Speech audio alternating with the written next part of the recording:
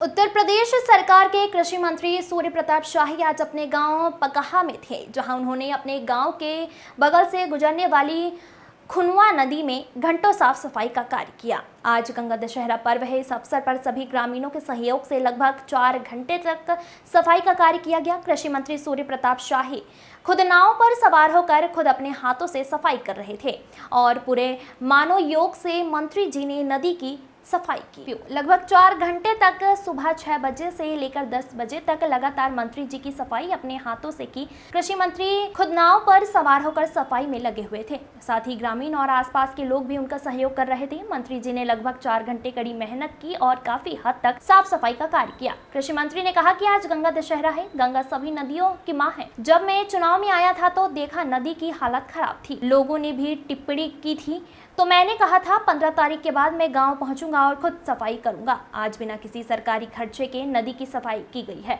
सूर्य प्रताप शाही ने कहा कि खनवा नदी और गंडक नदी की सफाई पर समय दूंगा और नदियों के सफाई होगी। आज प्रचंड गर्मी पड़ रही है, जिससे अगर तापमान 50 डिग्री से ऊपर हुआ तो स्थितियां बिगड़ने लगेंगी। नदियों को संरक्षित करने की आवश्यकता है। वहीं सूर्य प्रताप शाही ने कहा कि पहली बार उत्तर प्रदेश से 4 मैट्रिक टन आम अमेरिका को एक्सपोर्ट किया जा रहा है, जो खुशी की बात है। जब पत्रकारों ने सवाल किया कि अखिलेश यादव ने कहा है कि नकारात्मक राजनीति समाप्त हो रही है, तो शाही ने कहा कि राजनीति हमेशा सकारात्मक रही है। इन लोगों ने समाज को बांटने का कार्य किया है।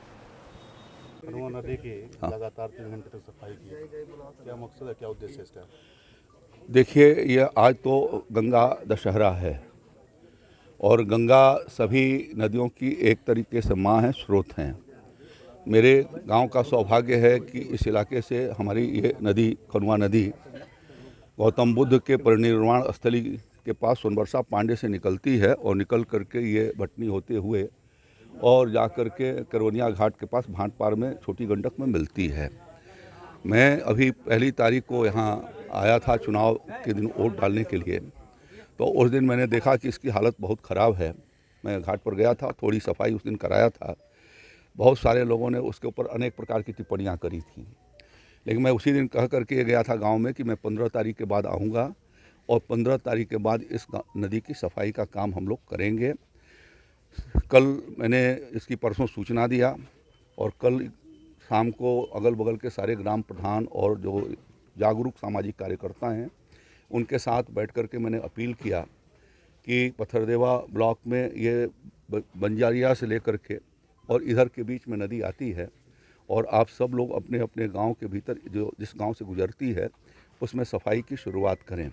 उसकी पहल आज जो है हम लोगों ने यहाँ पर कहाँ से शुरू किया है और कल भी इसका मेरा गांव बहुत बड़ा गांव है और कई टोलों में बटा हुआ है। इस नाते बिहार बॉर्डर से आकर के जो जोड़ने वाला पुल है पकहा घाट पुल, उसको हम लोग वहां से कल इसकी सफाई की शुरुआत करेंगे और आज यहाँ ला कर के बिचला घाट आज बाबा घाट से बिचला घाट की सफाई हम लोगों ने किया है और लगभग यहाँ से जितना भी कूड़ा करकट और सवाल था वो लगभग निकाल दिया है और आप अपने आंखों से देख रहे हैं कि लोगों ने काफ़ी परिश्रम किया है, जिसकी उन सबके श्रम का ये परिणाम हुआ है कि उनके सहभागिता से यह नदी बिना किसी सरकारी खर्चे के आज साफ़ हुई है और कल उसको हम पूरा कर लेंगे तो लगभग 3-4 किलोमीटर नदी ये कल पूरा हो जाएगी और जिसके माध्यम से इसको एक पुनर्जीवन मिलेगा। मछलियाँ ख़त्म हो रही हैं, कछुए ख़त्म हो रहे हैं, ये जो है वो जैव संपदा के रूप में है।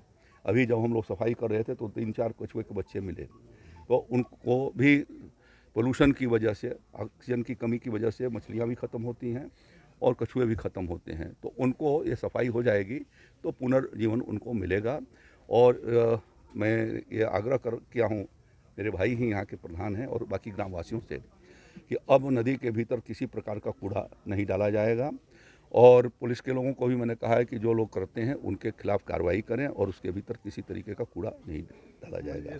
बताया कि ये 2 चरणों में हम लोग 1-1.5 महीने के भीतर ये प्रयास करेंगे कि खनवा नदी और छोटी गंडक, जैसे जैसे मेरे को समय मिलता जाएगा 2-2.5 घंटा प्रतिदिन मैं इस काम में लगाऊंगा, जिससे कि इन नदियों का पुनर्जीवन हो सके। लोग हमारे पास बहुत सारे काम के लिए आते हैं, सिफारिश तमाम प्रकार के लाते हैं, लेकिन सामाजिक उत्तरदायित्व कैसे बने इसके लिए कोई इस बात को ध्यान नहीं देता। सवे नौकरी चाहिए, नौकरी के बाद उसको काम नहीं करना है, काम नहीं करेंगे ऐसा उसके भीतर एक धारणा रहती है। तो आम आदमी यदि कोशिश करे, गंदगी तो सभी लोग करते हैं, तो इसलिए सभी उस सामाजिक उत्तरदायित्व का यदि पालन करते हैं तो हमारे देश से प्रदूषण और पर्यावरण संरक्षित हो सकता है और प्रदूषण मुक्त हो सकता है। आप अपने तो विधायकों और मंत्रियों को कुछ कहेंगे आप? मैं किसी के लिए मैसेज देंगे किस तरह का काम मैं करें? इस तरीके का किसी को मैसेज और नहीं दूंगा। जिसकी इच्छा है, स्वयं इच्छा ही सबसे बड़ी होती है और सामाजिक कार्यों के लिए स्वयं की इच्छा ही सबसे बड़ी कड़ी होती है। जो लोग इसके भीतर पहल करेंगे उनका स्वागत है, उनका प्रयास इस बात के लिए होना चाहिए। अभी हम लोग देख रहे हैं कि कितना तापमान में तेज़ी से वृद्धि हुई है और 45-46 डिग्री आज उत्तर प्रदेश के भीतर टेम्परेचर है।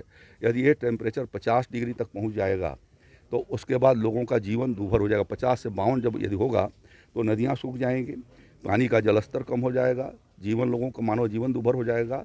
इसलिए ज़रूरी है कि हम नदियों को संरक्षित भी करें, साथ साथ वृक्षों को लगा करके पर्यावरण को बनाए रखने की दृष्टि से प्रयास उसको मजबूती से हम उस दिशा में कदम उठाएं।